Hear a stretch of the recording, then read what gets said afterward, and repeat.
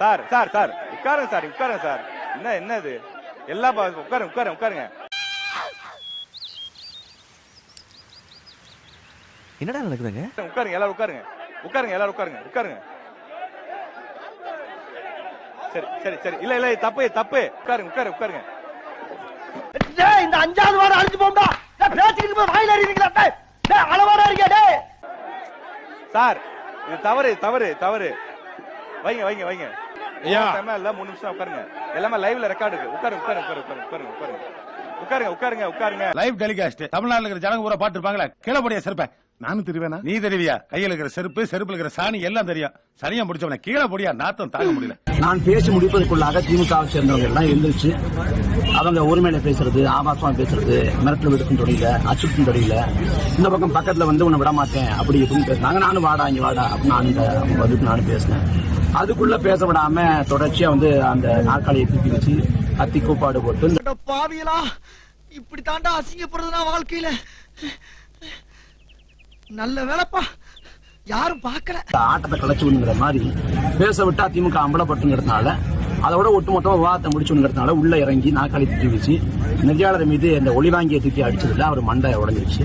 நாம தடுத்தணும் அப்படிங்கறதுக்காக இந்த கூலிப்படை ஏவி விட்டு இந்த வேலையை செஞ்சுட்டாங்க. இது எப்படிப்பட்ட ஒரு மைண்ட் செட்? கேவலமா இல்ல உனக்கு?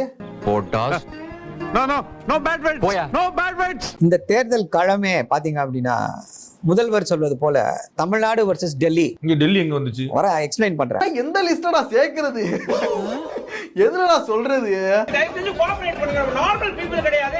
தமிழ்நாடு வர்சஸ் பாஜக. பாஜக எங்க வந்துச்சு? Versus Dravidian. ஒரு ராகுல் காந்தி யார் யார் திராவிடரா?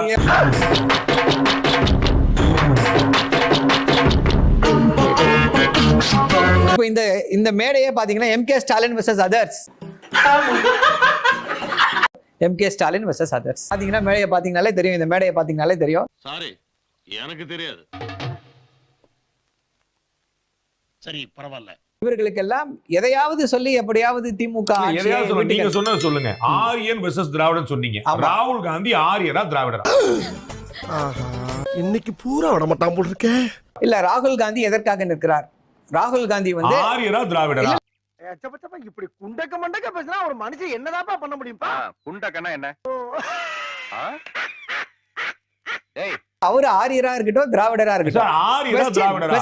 இவளுக்கு பேட்டியை முடிக்கிறக்குள்ள என் வேட்டியை உரி உள்ள இருக்க போட்டி எடுத்தாலும் எடுப்பாங்க போல் இருக்கே. கொஞ்சம் சீக்கிரம் முடிச்சு விடுங்கம்மா. அம்மா கரையில கொஞ்சம் வேலை இருக்கு. அவர் எதற்காக நிற்கிறார்? ஆரிய சித்தாந்தத்திற்காக நிற்கிறாரா, திராவிட சித்தாந்தத்திற்கு கை தூக்குகிறாரா என்பது முக்கியமான கேள்வி. பீகார்ல போய் யாருக்கு நிக்கிறாரு? ஏயா இன்னைக்கு இப்படி உயிரை வாங்குற? நீ வாதாரப்ப என்னைக்காவது நான் குறுக்க போந்துக்கலாம். அடிக்கடியா ஒரு மனுஷன் கிராஸ் பண்ணினா ஒரு ஆர்டரா ஃப்ளோவா போய்கிட்டு இருக்கல. கூட கூட பேசுற மறந்துட மாட்டானா? பீகார்ல கேஸ்ட் சென்சஸ் இப்படியே போய்க்கிட்டா என்ன அர்த்தம்? இதுக்கு ஒரு முடிவே கிடையாதா? கோரிக்கை என்ன? கேஸ்ட் சென்சஸ் வேணும் அப்படின்னு சொல்லி சொல்றாரு. இட ஒதுக்கீட்டை ஜாஸ்தி ஆக்கணும் அப்படின்னு சொல்லி கேக்குறாரு. கொண்டுங்களா?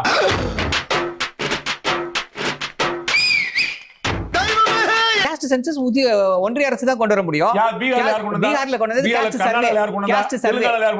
ஐயோ எந்த ட்ரெண்ட்ல பேசினாலும் எந்த ரூட்ல போனாலும் விடவே மாட்டேங்கிறானே. நான் என்ன பண்ண? கேஸ்ட் சர்வே தேவை கிடையாது. ஏன்னா அங்கெல்லாம் 69% இட ஒதுக்கீடு இல்ல. தமிழ்நாட்டுல 69 இருக்கா? ஆமா. ஏன் தடை பண்ண முடியல உச்சநீதிமன்றத்தால? ஏன்னா நம்ம வந்து கொண்டு போய் சேர்த்துட்டுமே 10th ஸ்கெட்யூல்ல சேர்த்துட்டுமே. யார் சேர்த்தா? இவங்க நம்ம செல்வி ஜெயலலிதா சேர்த்தாங்களே. அவ்வளவுதான். காலங்காத்தால உனக்கு குறவழி வரைக்கும் சோத்த போட்டு வண்டியில ஏத்திட்டு வந்ததுக்கு உன்னால என்ன பண்ண முடியுமோ அதை பண்ணிட்டேன். தேங்க்யூ. யார் அந்த 69% இடஒதுக்கீடு எல்லாத்துக்கும் போராடுறோம் சொல்றது யாரு? செஞ்சது யாரு? நீங்க தான் சொன்னீங்க. இப்ப நீ வைக்க போற மாமு நான் வச்ச மாதிரிதானா? ஐயோ பேசாம தூங்கி இருக்கலாம். நானே வந்து மாட்டிக்கிட்டனே. புரியல. சமூக நீதிக்காக, அதாவது ஆரிய வெர்சஸ் திராவிடியன்னா 69% இடஒதுக்கீடுக்காக போராடுறது யாரும் சொன்னீங்க. ஆமா. அது வந்து யார் செஞ்சிருக்காங்க நீங்களே தான் சொல்றீங்க. இல்ல நான் கரெக்ட்.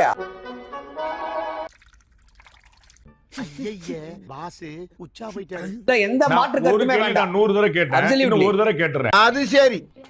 நான் தான் உங்கள்ட்ட மாட்டிக்கிட்டேன்ல. நல்லா என்னை யூஸ் பண்ணிக்கங்க.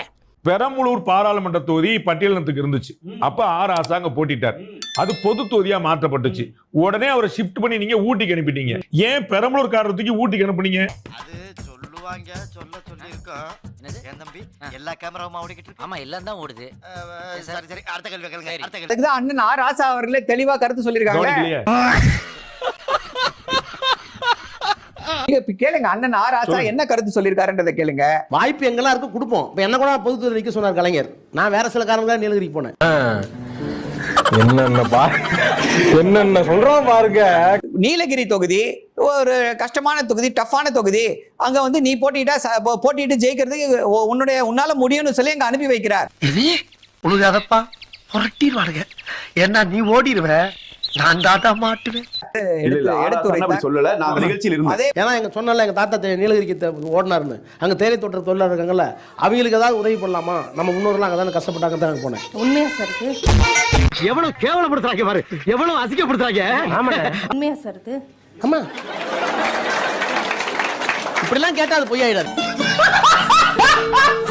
ஒடுக்கப்பட்ட இந்துக்களுக்காக குரல் கொடுக்கக்கூடிய ஒரே இயக்கமாக யார் இருக்கா அப்படின்னா திமுக மட்டும்தான் இருக்கிறது. உண்மையான தமிழனாக இருந்தால் இந்து மதத்தை விட்டு உடனடியாக வெளியேறுங்கள்.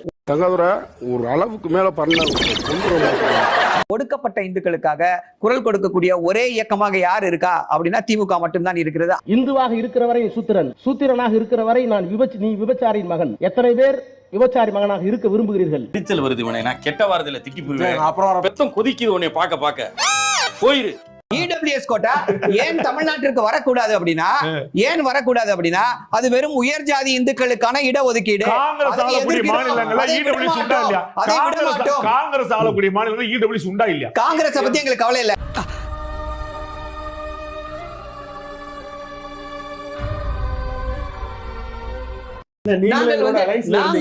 அது எப்போ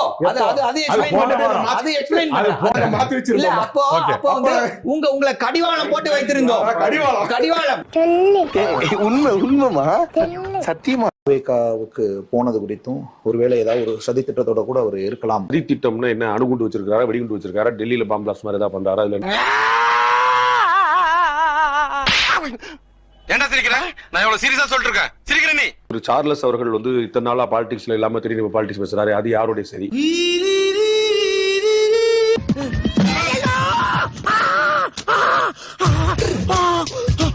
கூட இருந்தவங்களே அல்லது ரொம்ப நெருங்கிய உறவினர்களே அல்லது அரசியல் ரீதியா ரொம்ப நெருக்கமா இருந்தவங்களே இப்படி வெளியே வந்து பேசுறதுங்கும் போது அப்போ குடும்பத்துக்குள்ள உள்ள தகராறுக்கு நம்ம என்ன சார் சொல்ல முடியும்?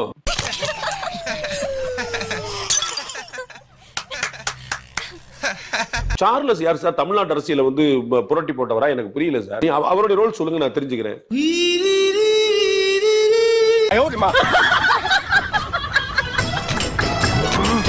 அரசியல்ல பணம்ங்கிறது ஒரு பெரிய ரோல் ஆயிடுச்சு. எந்த கட்சியில இல்ல? எதா இருந்தாலும் பிராங்கா பேசுறாயா? எல்லா கட்சியும் அதான் பணம்ங்கிறது பெரிய ரோல் ஆயிடுச்சு. ஆதவர்ஜி நாட்ட பணம் வந்துருச்சு, விஜய்ட்ட பணம் வந்துருச்சு. எனக்கு புரியல, யார்கிட்ட பணம் இல்ல? பணம் இல்லாம யார் அரசியல் பண்ணா சொல்லுங்க. தமிழர் மணியா நான் ஒரு டீயா உப்பு போட்டு கொடுங்க, சொர்ணையே வர மாட்டேங்குது சார். அந்த பணம் கொடுக்கறவங்க ஒரு நோக்கத்தை வைக்கலாம்ல. நோக்கத்தை எல்லாரும் தான் வைப்பீங்க, கேட்கணும்ல. ஸ்பான்சர் பண்றவங்களா கட்சி நடத்த முடியுமா? அதானி சொல்றத மோடி கேட்பாரா, மோடி சொல்றத அதானி கேட்பாரா? நீ சொன்னோன்னு வந்தேன் பத்தியா, நான் ஒரு லூசு. அதனாலதான் மச்சான் நான் உன்னை கூட்டினு வந்தேன்.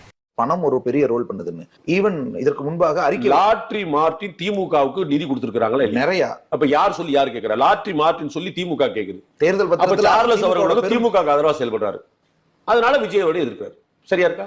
அவனுக்கு எப்படி தெரியும்? ஓடியே இருக்கான், பார்த்துட்டான். பார்த்துட்டியா? கனெக்ட் பண்ணு.